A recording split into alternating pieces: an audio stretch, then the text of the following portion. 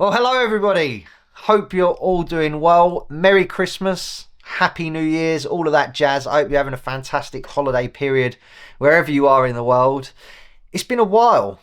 It has been a while. I realise that I have been very sporadic at posting on YouTube over the last couple of months because I just haven't been able to figure out a sweet spot, a balance between earning a living with commercial work and YouTube. So unfortunately, towards the back end of last year, I was inundated with client work, and I just had to, YouTube just had to take a bit of a backseat. So something that I need to address in 2025. So please do stick around because I've got lots of videos that I'm still sitting on. Some from the back end of 2023, Patagonia, that hopefully are still relevant now.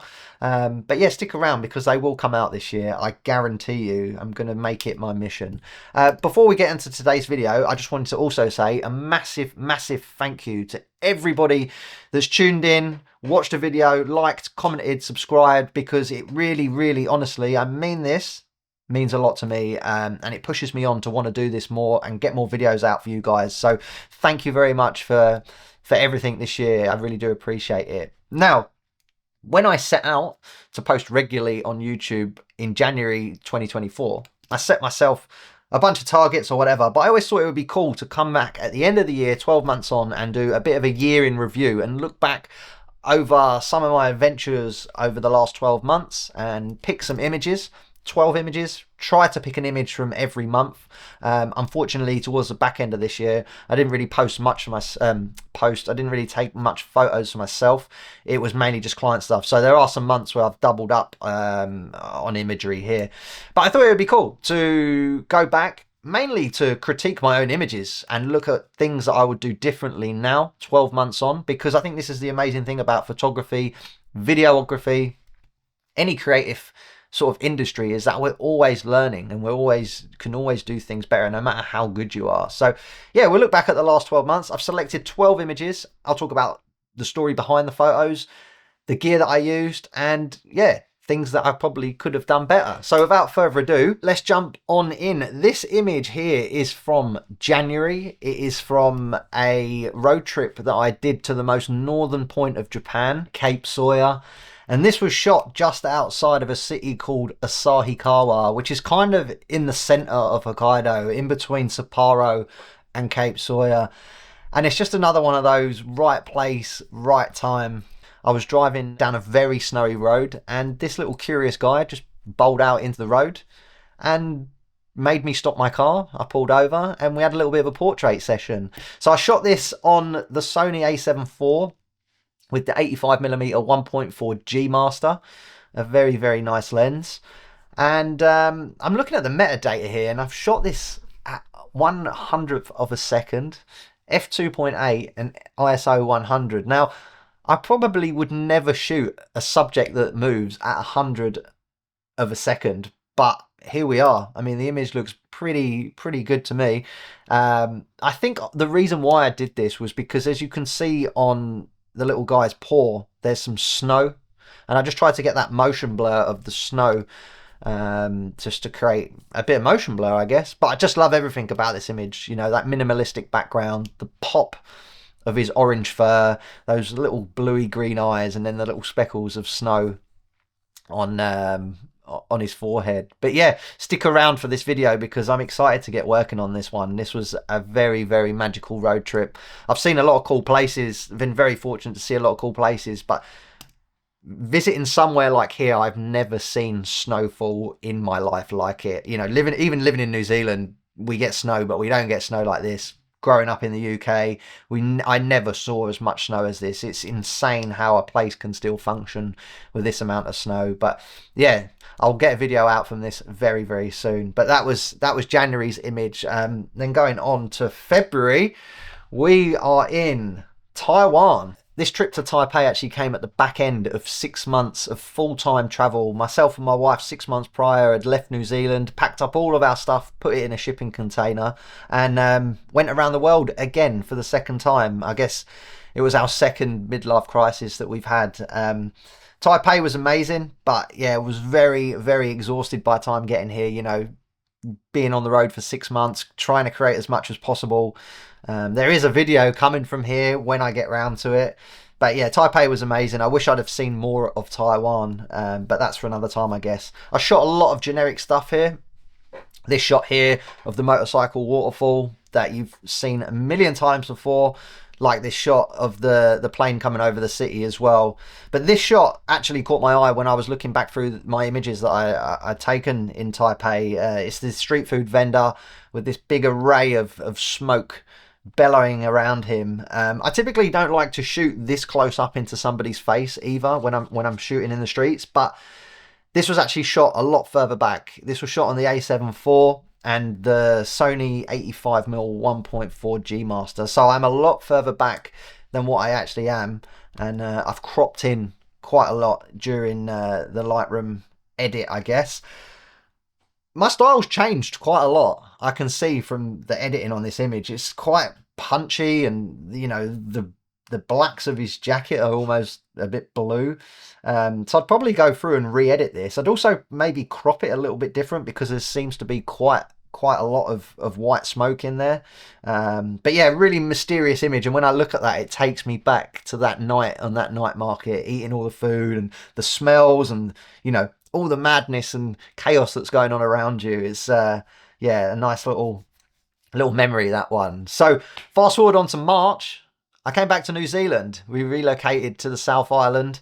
This image is from the incredible wild west coast of New Zealand. Shot this from a place called Alex Knob. You've got the glacier in the background there. And by far is it the most incredible image out there. In fact, night photography, astrophotography is far from my forte. I mean, you've only got to look at the state of that tent and see how blown out it is.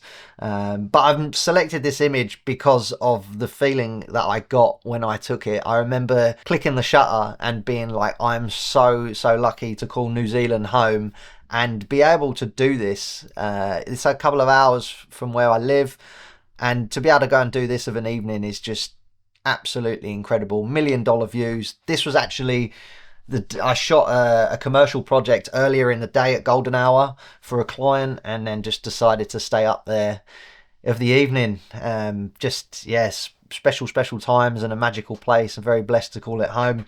And continuing on with being blessed to call New Zealand home, we've got this image from Fiordland National Park, and this was just another realization, just like the previous image, of how lucky I am to call New Zealand home.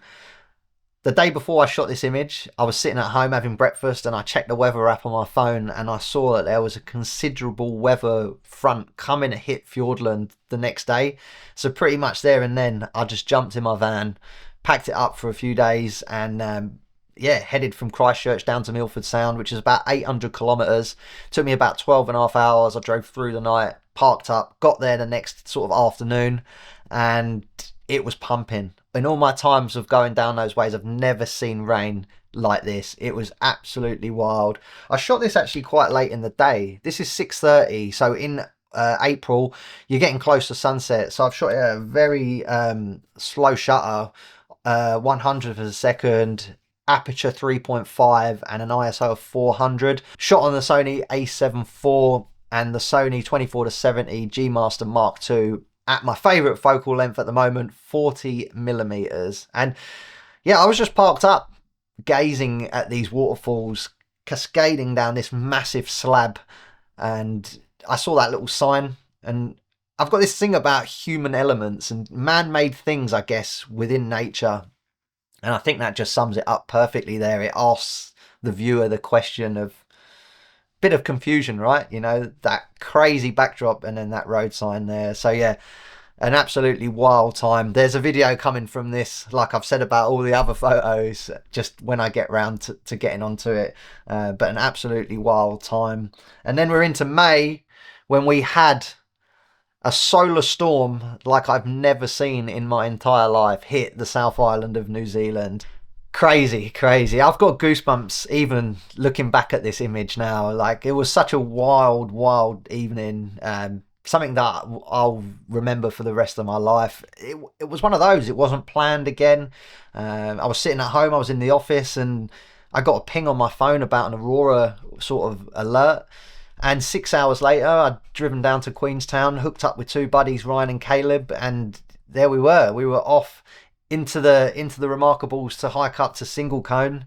And when we pulled up in the car, even just before the sun went down, you could already see the purple in the sky. And I've been lucky enough to see the Northern Lights in Norway a few years ago, and I couldn't see that well with the naked eye, but this was just something else. The Southern Lights, just, with the naked eyes, you could see the greens, the purples, the oranges, absolutely wild. Something, like I say, I'll never forget. I shot this image here on the A7 IV again, but I used the 24mm 1.4 G Master prime lens.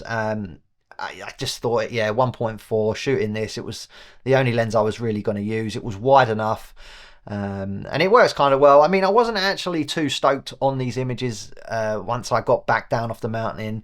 Obviously, when you're in that moment, we'd been hiking, it was cold, it was windy, it was, the middle of the night by the time we got down. You're kind of rushing and panicking because things are changing so quick. I'd like the green beams to have been a little bit more above Single Cone there, the peak, but nevertheless, for someone that doesn't take sort of astrophotography, I've kind of included two images already this year from night scenes. And I always struggle shooting astro because I always want to include a subject or something within the scene. It's very easy just to throw the camera up in the sky and take a nice photo of the patterns that are going off in the sky. But yeah, I think this works kind of well with Single Cone. I actually posted this as a time lapse on my Instagram because I didn't really get a standout image. So I posted a time lapse with everything flickering and that. But my friend Ryan, who I was up there with, he shot an absolutely incredible photo, similar composition to this, with swirls and mad colors going on, beams, absolutely mind-blowing. A wild night for the books. And this moves on quite nicely onto the next one because this obviously kickstarted winter, my favourite time of the year here in New Zealand, or in any country really. But here we have another wild mission with the boys. So this was from June in Iraqi Mount Cook National Park. Quite the mission, as I say. This is on the Bull Pass, which is a 3-day hike. We actually did this in two big days, really big days. We probably should have done it in 3 and broke it down, but this was another thing. It was never planned, this shot. I'll probably never ever be able to recreate this. One, because I wouldn't want to put myself back through the misery and torture of the hike that we went through. No, just kidding. I'd actually do it again in a heartbeat. But so yeah, my friend Caleb in the scene here, he walked ahead and I looked down and my crampon had come loose. So I was tying my crampon up, and as I looked up, I just saw him walk into this patch of light. I probably wasn't even taking in, because we'd been surrounded within the mountains for, the last day or so. It probably didn't look any different to any other scene that I'd looked at. And I just saw him walk into this patch of light. And I just reeled off a few frames. And it wasn't until I got down and looked back at the images the next day and I put them on the computer, I was like, wow, I think this is probably my favourite shot of the year, if not I've ever taken.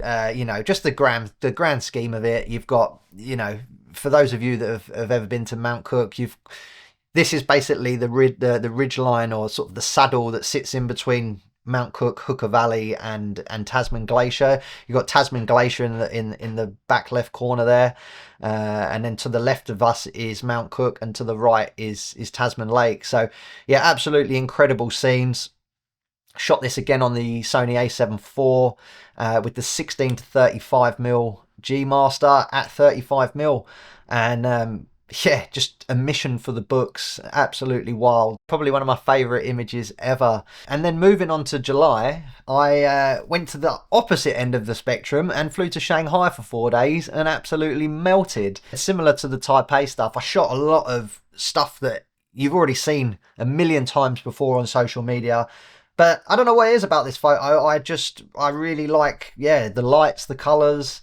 Maybe I'm blowing my own trumpet. I like the colour grade.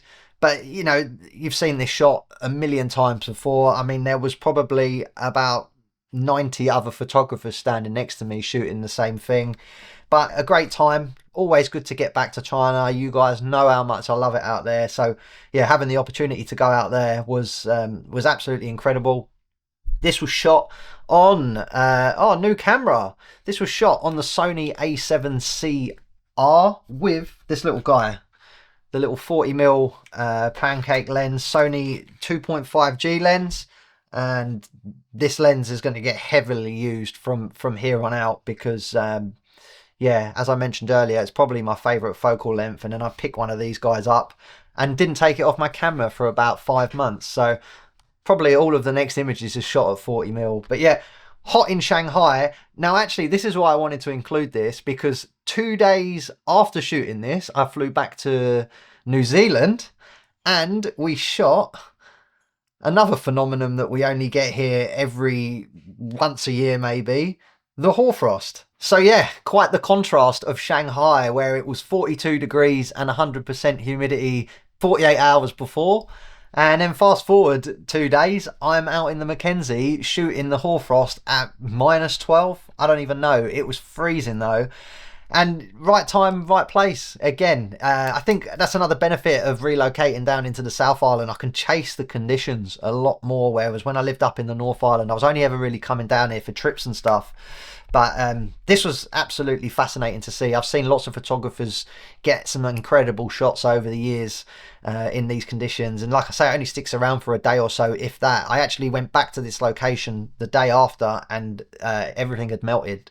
But when you've traveled a country extensively and you think you've seen everything, coming across a scene like this, it just blows me away, you know. I have no idea why that is there, that retro looking camper van.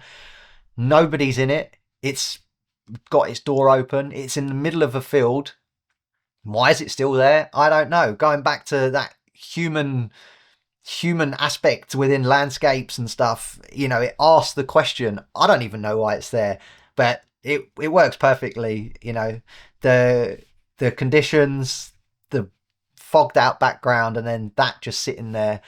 Yeah, I don't know. If it wasn't for the ball pass image, that would be my favourite shot of the year. So that was another image shot on the 40mm and the A7CR. Shot it at 400 of a second and f5.6 and then an ISO of 160. And while I think about it, this image, along with a couple of the other images that I've already shown today, are available as prints on my website. So if you want to support the channel, then I'll leave the link in the description below and you can yeah, support me and pick up a print. Moving on to August. August, I went back to the UK for a little bit. I had some friends getting married in Spain. We did that.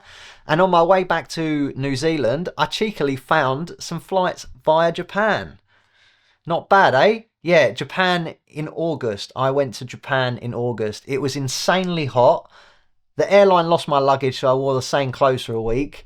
But it was bloody brilliant. I went to 2 new places that I'd never visited, Hiroshima and Fukuoka. And this is a photo from Fukuoka on the subway of this conductor hanging out of his mint green train. And I just like a clean, minimalistic shot. And I think that sums it up perfectly. What I did want to touch on about this is the fact of having a camera on you at all times. And that's what I've found since I've started using the Sony A7CR, is that I'm taking way more photos because of its compact size, and paired with that little 40mm G lens, I'm shooting way more photos. Whereas with my A7 IV, it's a bit bigger and I don't really have it out as much. So yeah, it's been great for me taking photos, having a smaller, compact, lightweight package on me at all times, because I probably wouldn't have shot a photo like this if I had the A7 IV on me, because it'd probably just been in the bag.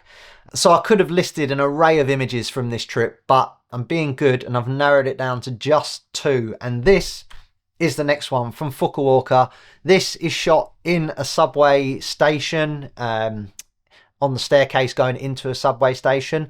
I've gone for the old Dutch tilt on this one. I don't really know why, but I was playing around with some angles here, and like most of my images, right place, right time. This lady's walked straight into the frame and I reeled off a few, and I really like the way that it's come out. I actually think that the Dutch tilt has probably added to this image rather than it being straight. So yeah, she's mysteriously walking in, putting her umbrella down halfway over her face as she walks into the entrance of the train station. And yeah, it's just another one of those shots where right place, right time. I had the camera out on me. I was feeling a little bit creative, I guess. And yeah, I really liked the way that it's come out. So looking at this shot and realizing it was taken in September blows me away. I literally feel like I was here yesterday. Life has been moving so quick the last end of this year that I don't even know where the time's gone. But September, Seoul, South Korea. Now, I was very lucky to go back to China in September to a place called Chengdu and film some stuff for a project. On my way back to New Zealand, I stopped in Seoul for a few days. I had a layover and I extended it basically so I could go and explore Seoul, make a video. That is coming out pretty soon, actually. It'll be one of my next videos, so keep an eye out for that. But I had a great time. It was my second time in Seoul. I'd been there about 6 years ago and I wasn't really taking photos back then, so I wanted to spend some time there and see it with a fresh set of eyes, really, a new perspective of being a photographer. And this shot features a Dutch tilt. My Dutch tilt era is here. 2 shots back to back. But yeah, I could have literally have selected one of 10 shots from this location. This is the Dongdaemun Design Plaza in Seoul, South Korea. An absolute paradise for photographers. If you like clean and minimalistic shots with lines and shadows, then this place is a must-do. Yeah, I really like this shot. Landscape image. You've got the gangway of the 2 people walking and then the nice clean straight lines. Yeah, shot on the 40mm Sony a7CR.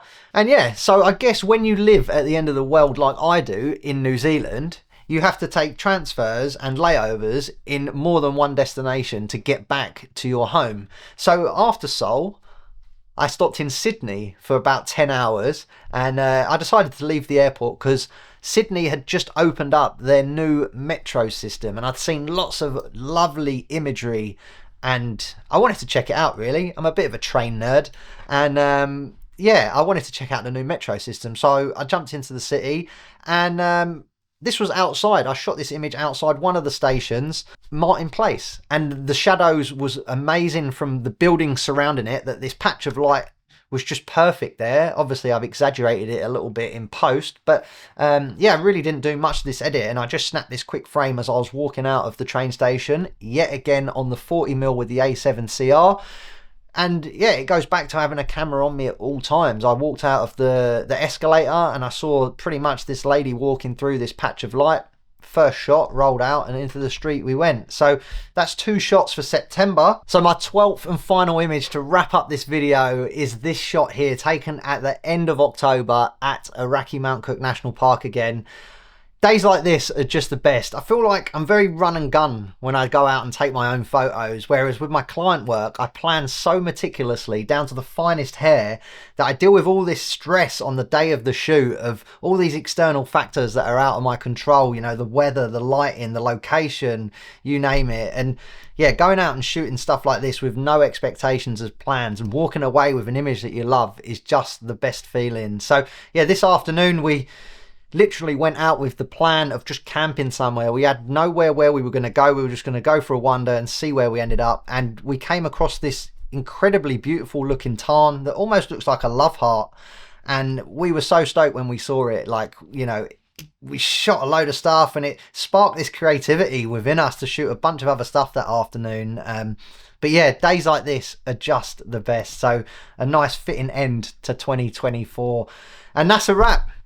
I can't believe where this year's even gone, you know, to think that I wasn't even living in New Zealand at the start of this year and now I'm back here settled again. But I'm so blessed to have been able to travel so much this year and very, very grateful. I hope you guys have had a fantastic year as well.